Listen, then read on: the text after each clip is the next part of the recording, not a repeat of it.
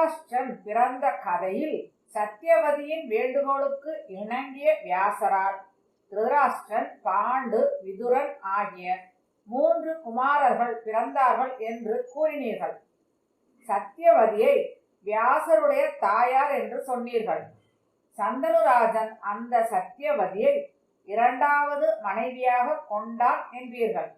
அவளுக்கு அவன் மூலம் சித்ராங்கதன், விசித்திரவீரியன் என்ற பிள்ளைகள் பிறந்தார்கள் என்றும் சொன்னீர்கள்.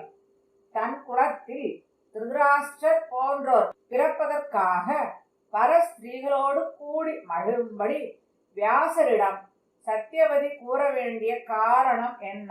வியாசருக்கு தாயான சத்தியவதியே சந்தனுவுக்கும் மனைவியானார் என்றால் வியாசருக்கு தந்தை சந்தனு மகாராஜனா?